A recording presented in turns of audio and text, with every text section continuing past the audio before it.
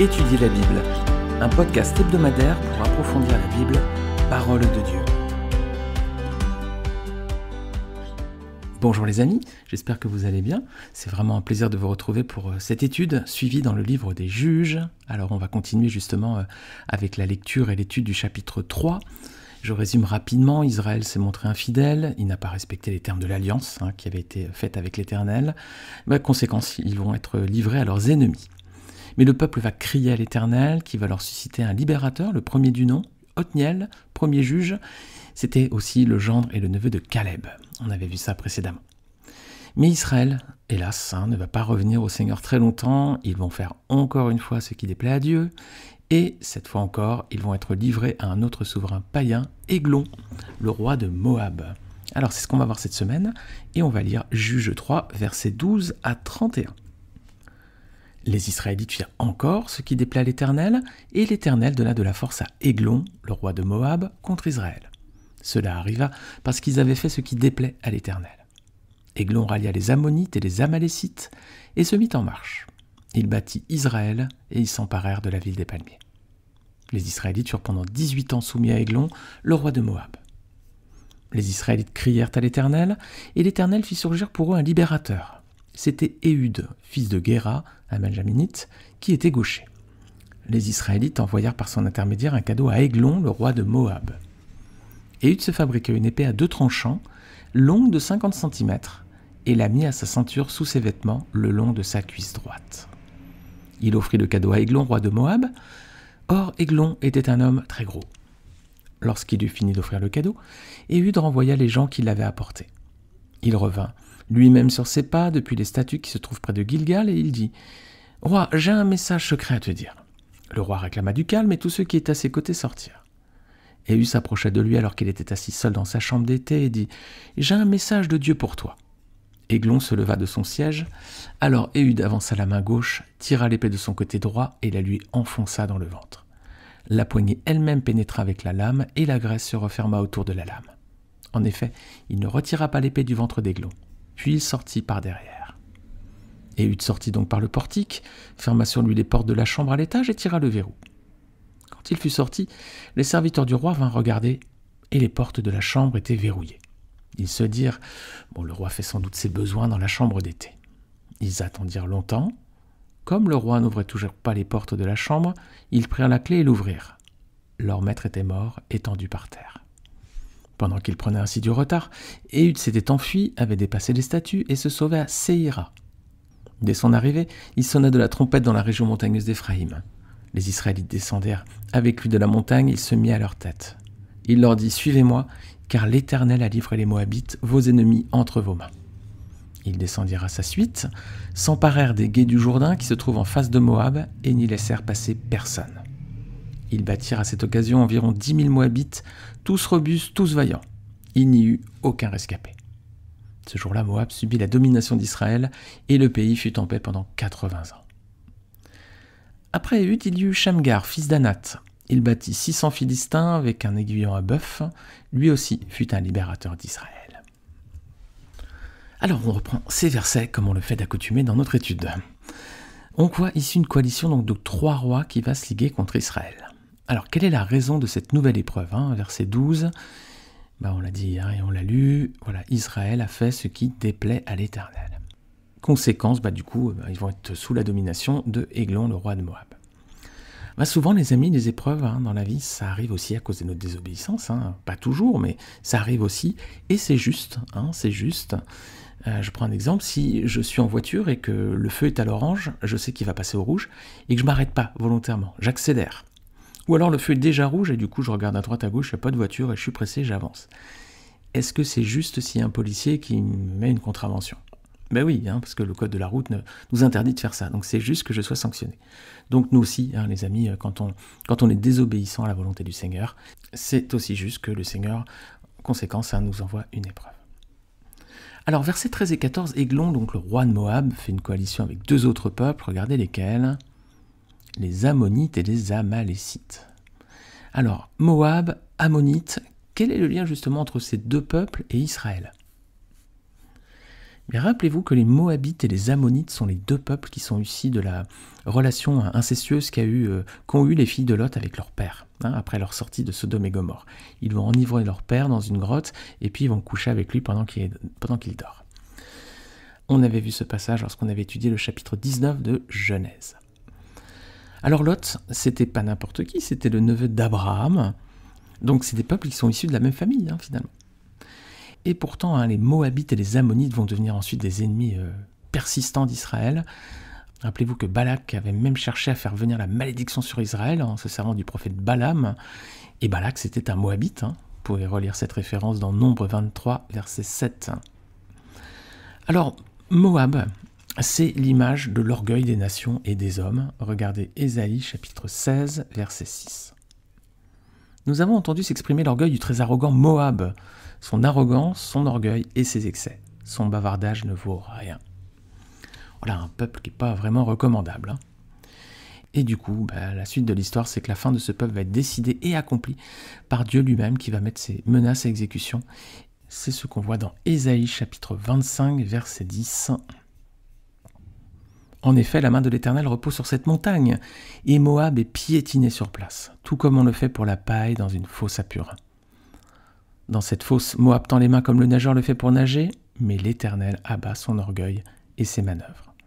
Il précipite les fortifications inaccessibles de tes murs par terre, il leur fait mordre la poussière. Voilà, j'ai lu jusqu'au verset 12. Alors qu'est-ce qu'on peut dire de cette histoire ? C'est que Dieu ne laisse pas impunis ceux qui s'opposent à ses enfants, ceux qui s'opposent à ses plans pour ceux qui lui appartiennent.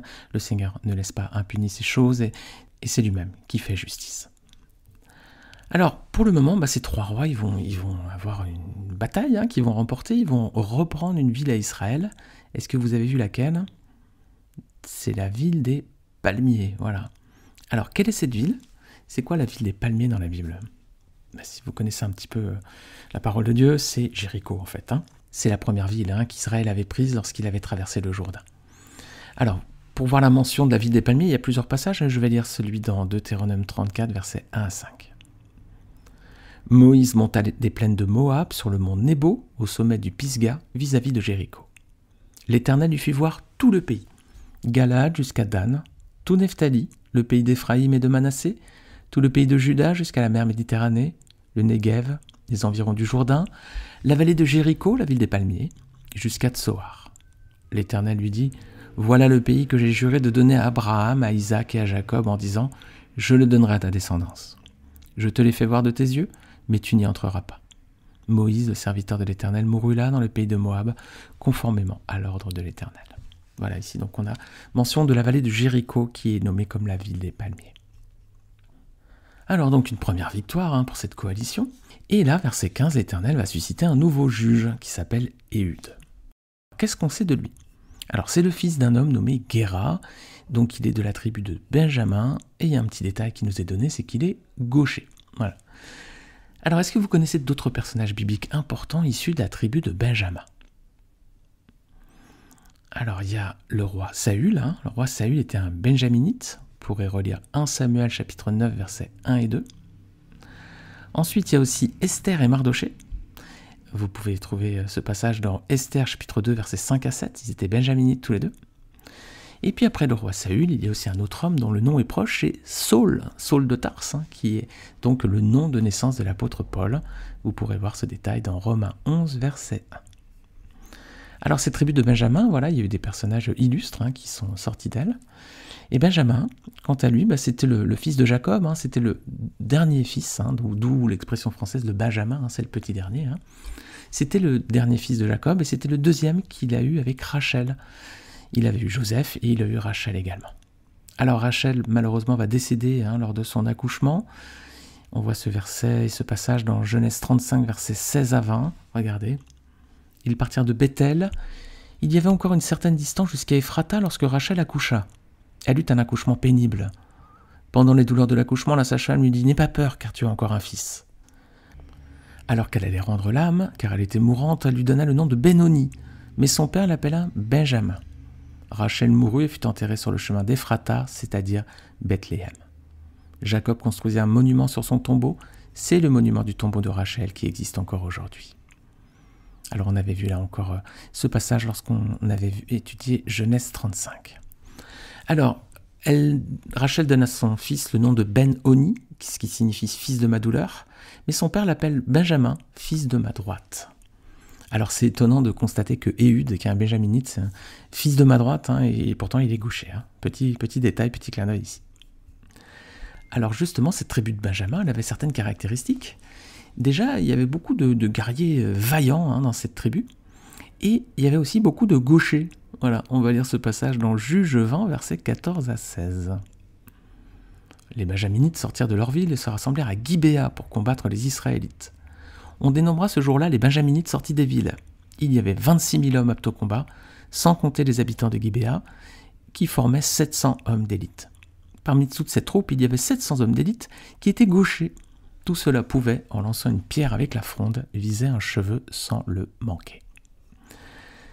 Alors, on voit que dans cette tribu, là, il y avait 700 hommes d'élite qui étaient gauchers. Alors, ça fait beaucoup hein, pour une tribu, hein, parce qu'on dit qu'il y a 26 000 hommes au combat, et puis qu'il y a donc 700 hommes aussi, avec voilà, tous gauchers. Alors, comme le fait d'être gaucher, c'est pas héréditaire, hein, mon épouse est gauchère, mes enfants ne sont pas gauchers, par exemple, et on voit hein, que le fait d'être gaucher, c'est pas parce que forcément un de nos parents l'était précédemment.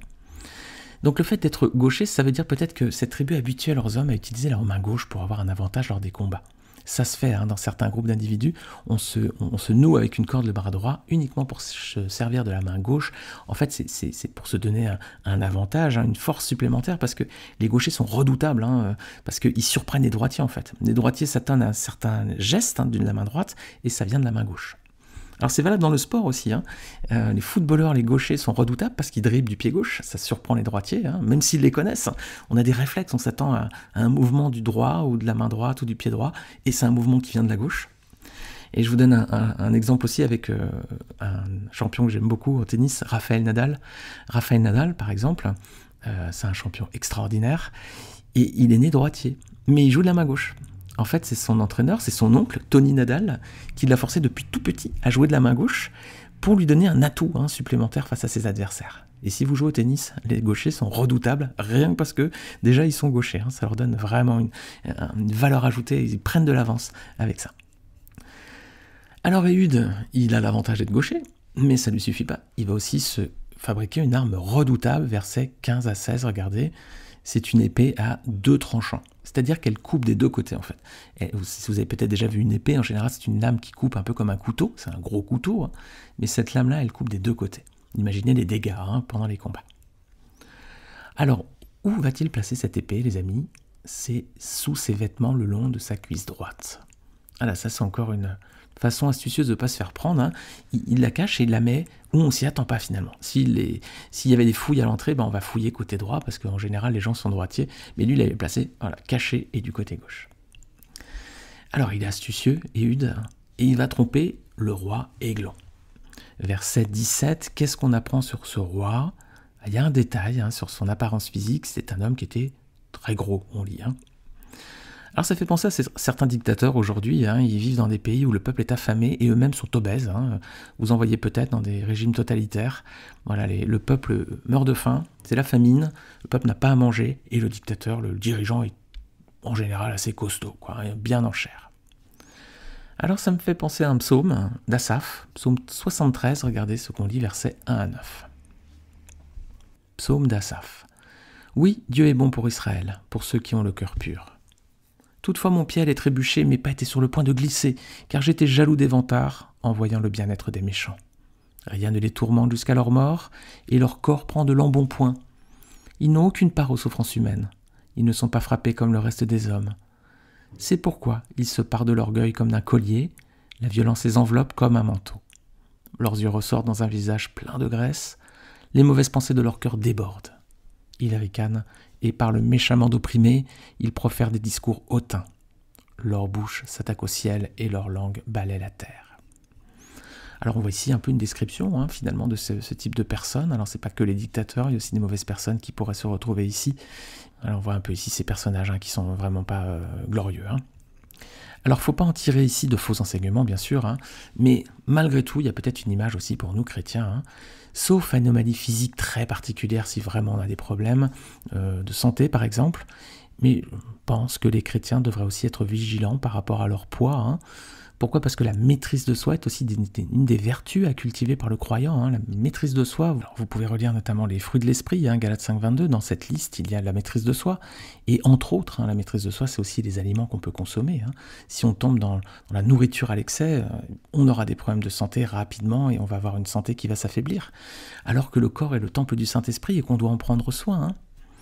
Vous pouvez lire aussi quelques versets pour appuyer un petit peu cela. 1 Corinthiens 10, 13, qui parle de la tentation, hein, quand on a la tentation de la nourriture et tout ça. Hein, voilà, il y a un verset sur la tentation. Il y a 1 Corinthiens 9, 27 également. Ah, c'est Paul qui nous dit que il éprouve durement son corps, hein, il le discipline. Hein, voilà, c'est lui qui domine sur son corps, c'est pas son corps qui domine sur lui. Et puis vous pourrez regarder un autre verset dans Proverbe 29, verset 11. Un verset un petit peu dur, mais peut-être que justement il peut nous parler si nous avons peut-être ce problème. Alors les amis, n'en faites pas un point de doctrine fondamental, hein, mais juste voilà, c'est peut-être une image ici à retirer. Le personnage, le roi d'Aiglon, ne maîtrisait pas, hein, son poids. Attention peut-être à nous, voilà, ça fait partie aussi des choses qui sont malgré tout importantes, hein. Le corps est le temple du Saint-Esprit.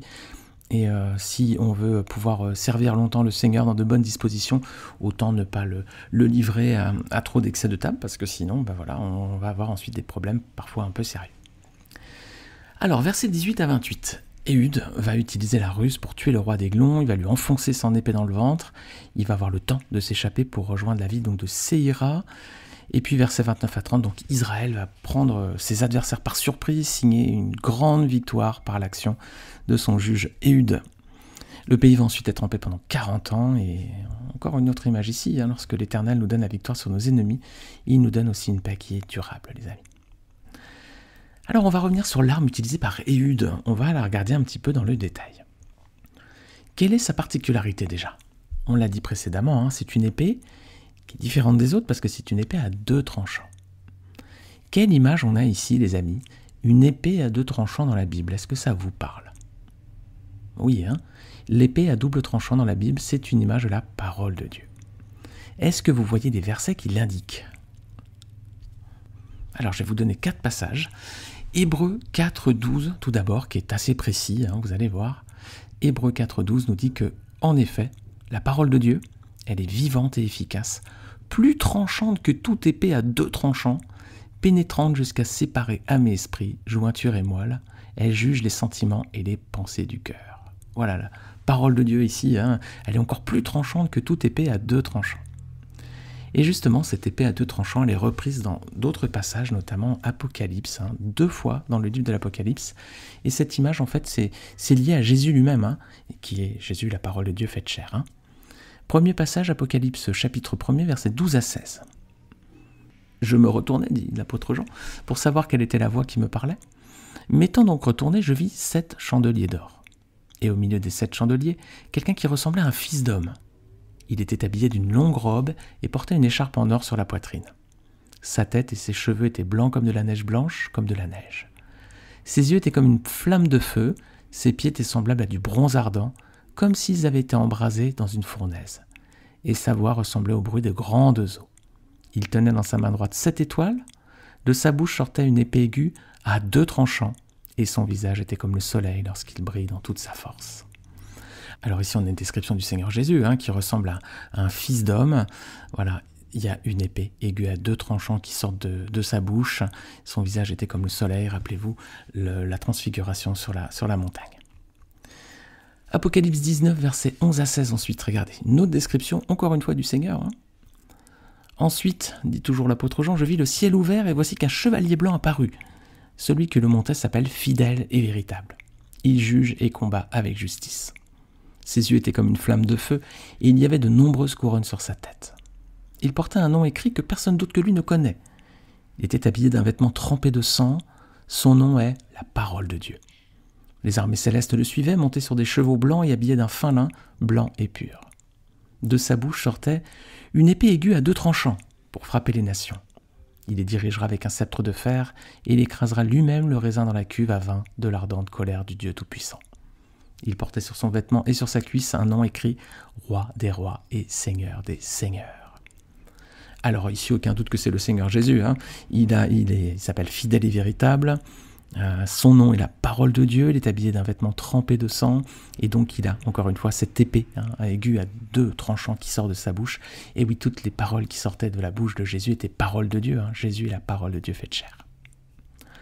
Alors pour reprendre encore une image, une dernière, dans Éphésiens 6,17, ce passage nous décrit l'armure du chrétien, et cette armure inclut bien sûr l'épée qui est la parole de Dieu. Regardez, Éphésiens 6, versets 13 à 17, voilà pour être précis. Éphésiens 6, 13 et 17. C'est pourquoi prenez toutes les armes de Dieu afin de pouvoir résister dans le jour mauvais et tenir ferme après avoir tout surmonté. Tenez donc ferme et ayez autour de votre taille la vérité en guise de ceinture, enfilez la cuirasse de la justice, mettez comme chaussure à vos pieds le zèle pour annoncer l'évangile de paix, prenez en toutes circonstances le bouclier de la foi avec lequel vous pourrez éteindre toutes les flèches enflammées du mal. Faites aussi bon accueil au casque du salut et à l'épée de l'esprit, c'est-à-dire la parole de Dieu. Alors cette épée, les amis, c'est la parole de Dieu, et cette épée, c'est aussi donc l'arme secrète du chrétien. Rappelez-vous, Éhude, il avait caché cette arme sous sa tunique, elle était invisible aux yeux des hommes. Ben nous aussi, les amis, la parole de Dieu, qui est notre arme, elle est aussi invisible aux yeux des hommes. C'est 2 Corinthiens 10, versets 4 et 5 qui nous dit « Nos armes ne sont pas charnelles, mais puissantes par Dieu pour la destruction des forteresses. » Alors cette arme, voilà, nous on ne la voit pas, mais elle est puissante, vous avez vu, à tel point qu'elle peut même condamner à mort ceux qui ne croient pas. On l'a vu tout à l'heure dans Apocalypse 19, versets 13 à 15, on a vu que la conséquence du retour du Seigneur, ce sera aussi la condamnation de ceux qui n'auront pas cru. Alors pour finir, on va regarder la fin de ce chapitre. On a lu le verset 31. La Bible nous parle brièvement d'un 3e juge qui s'appelle Shamgar. Alors, qu'est-ce qu'on sait de Shamgar? Alors, c'est le fils d'Anath, voilà, et il a tué 600 Philistins avec quoi? Avec un aiguillon à bœuf. Alors, l'aiguillon à bœuf, c'est une petite arme qui, bon, bien sûr, c'est une pointe, etc., mais ça semble bien inoffensif par rapport à une épée à 2 tranchants, ou au char en fer des Philistins. Mais pourtant, il a tué 600 Philistins juste avec ce petit instrument. C'est un bel exemple de courage de Shamgar face à ses ennemis. Alors donc, dans le juge 3, on a 3 juges. On a tout d'abord Othniel, on a ensuite Éhude, et maintenant on a Shamgar. Alors, chacun d'entre eux représente, comme une allégorie finalement, un attribut de la vie chrétienne dans les combats. Les amis, on l'a vu dans l'épisode précédent, Dieu permet parfois qu'on ait des combats, c'est pour nous apprendre la guerre aussi, c'est-à-dire à lutter dans nos combats, dans nos épreuves, dans nos batailles, dans nos difficultés. Et bien ici on a, dans Juge 3, 3 juges, voilà, c'est Othniel. Alors Othniel, il a une particularité, c'est qu'il avait l'Esprit de Dieu. Voilà, c'est ce que ce passage nous dit dans Juge 3, verset 10. Alors Othniel, c'est l'image du chrétien qui combat par l'Esprit de Dieu. Voilà, c'est quelqu'un qui a l'Esprit et qui combat grâce à l'Esprit de Dieu. Éhude, lui, c'est une autre image. Lui, ce qui est mis en avant, c'est son épée à double tranchant. Et Éhude, c'est l'image de la victoire éclatante qu'obtiennent les chrétiens grâce à l'épée à double tranchant, donc c'est la parole de Dieu. Alors Othniel, c'est l'image du chrétien qui combat avec l'Esprit de Dieu, et Éhude, c'est l'image du chrétien qui utilise également donc, la parole de Dieu. Et Shamgar, lui, c'est l'image du croyant qui ne s'avoue pas vaincu, qui va lutter, qui va mettre tout son zèle, tout son courage face à ses ennemis. Le Seigneur, les amis, ne veut pas qu'on baisse les bras, au contraire, il veut qu'on apprenne la guerre, donc il veut qu'on se batte. Eh bien, les amis, que Dieu nous aide à combattre de cette façon face aux ruses du diable, avec son esprit déjà, comme Othniel, et puis aussi avec sa parole, comme Éhude, et aussi comme Jésus, lorsqu'il a été tenté au désert, Jésus a répondu avec la parole de Dieu. Que Dieu enfin nous aide à combattre avec zèle et courage, comme Shamgar, mais aussi comme Samson, comme David, ou comme l'apôtre Pierre. Rappelez-vous, Pierre a osé prêcher le jour de la Pentecôte, il a prêché avec beaucoup de force, alors qu'il avait renié Jésus par 3 fois, quelque temps auparavant, parce qu'il avait eu peur. Voilà. Mais là, cette fois-ci, c'était plus le même Pierre. Pierre a prêché avec courage, avec zèle. Alors que Dieu nous aide, les amis, à combattre chaque jour de cette façon, face aux ruses du diable et face à toutes les épreuves qu'on pourra rencontrer dans nos vies. Amen, amen, les amis. Alors dans la prochaine étude, on va voir un cas particulier dans la Bible, un cas qui a fait couler beaucoup d'encre et qui alimente parfois certains débats. On va voir tout ça la semaine prochaine, c'est le personnage de Déborah. Voilà, une femme, prophétesse et juge. C'est ce qu'on va voir la semaine prochaine. D'ici là, je vous dis très bonne semaine à tous. Encore une fois, j'espère qu'à travers ce partage aujourd'hui et ces versets bibliques, le Seigneur vous aidera à lutter avec son esprit, avec sa parole et avec zèle et courage. Je vous dis à la semaine prochaine. Salut les amis.